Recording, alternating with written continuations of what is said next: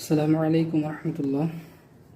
বর্তমান সময়ে সবথেকে বেশি যে সমস্যা আমাদের মধ্যে দুনিয়ার ব্যাপারে মানে দিনের ব্যাপারে সবথেকে বেশি যে সমস্যাটা আমরা ফেস করি সেটা হচ্ছে যে আমরা অনেক ওয়াজ শুনি, অনেক বয়ান শুনি, মোটিভেশনাল লেকচার শুনি, তারপর কিছুদিন বা কিছু সময় আমরা আমলে মনোযোগী হই, তারপরে আলহামদুলিল্লাহ মনোযোগী হওয়াটাও একটা আল্লাহর শুকরিয়া।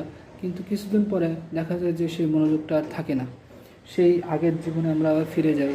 তো দেখা যায় যে আবার দিনের ব্যাপারে আমরা গাফিল হয়ে যাই। তো আমরা একসময় ডিমোটিভেটেড হয়ে যাই। তো আবার কিছু লোক আমরা আছে যারা নামাজ পড়ি, কিন্তু নামাজের মধ্যে যে ধ্যান খেয়াল বা নামাজ আমাদেরকে যে খারাপ কাজ থেকে ফিরাই রাখার কথা, সেই ব্যাপারে আমরা অনুভব করতে পারি না যে নামাজ আমাদেরকে যে ওয়াদা আল্লাহ তাআলা করছেন নামাজের ব্যাপারে, কিন্তু আমরা সে বিষয়গুলি দেখতে পাই না।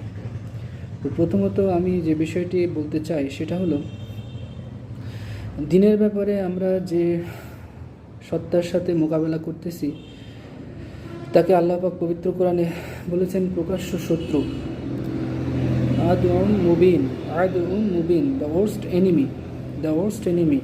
সুতরাং আল্লাহ তাআলা যাকে ওয়ার্স্ট এনিমি বলেন, তখন আমাদের 100 ভাগ প্রস্তুত থাকতে হবে যে আমরা যেন মোকাবেলা করার ব্যাপারে দৃঢ় প্রতিজ্ঞাবদ্ধ থাকতে হবে।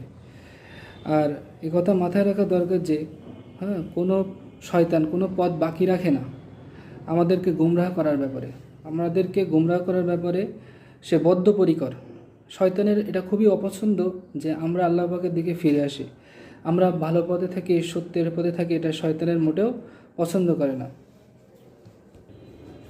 তো সে আল্লাহ পাকের কাছে চ্যালেঞ্জ করেছে যে আমাদের সামনে পিছনে ডানে বাম, সামনে থেকে ডান থেকে বাম থেকে পিছন থেকে সব দিক থেকে আমাদের ধোঁকা দেবে। আর সরল পথের একবারে শেষ মাথায় সে অপেক্ষা করবে মুত্তাকিদের গুমরাহ করার জন্য। সুতরাং আমাদের সকলকে তার সেই চাল, অর্থাৎ আমাদেরকে গুমরাহ করার যে পদ্ধতি, এই সম্বন্ধে অবগত থাকা জরুরি। আর সেই জন্য আমাদের নবী সাল্লাল্লাহু আলাইহি ওয়াসাল্লাম এই পদ্ধতি বলেছেন যে বেশি বেশি আউযু বিল্লাহ পড়তে হবে। আর একটা বিষয় জরুরি যে দেখেন, ঘাবড়ানো যাবে না, কারণ শয়তান চায় যে আমরা পেরেশানিতে পড়ে যাই, প্রয়োজনের অতিরিক্ত ঘাবড়ে যাই। এই অনুভূতি আমাদেরকে গ্রাস করে যে আমি তো কিছুই করতে পারছি না।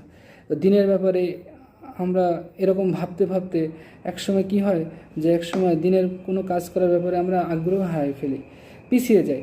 তো একসময় সেই কাজ আর যেটা সঠিক রাস্তায় নিয়ে যেতে পারে আমাদের, আমরা সেই কাজ করা থেকে বিরত থাকি।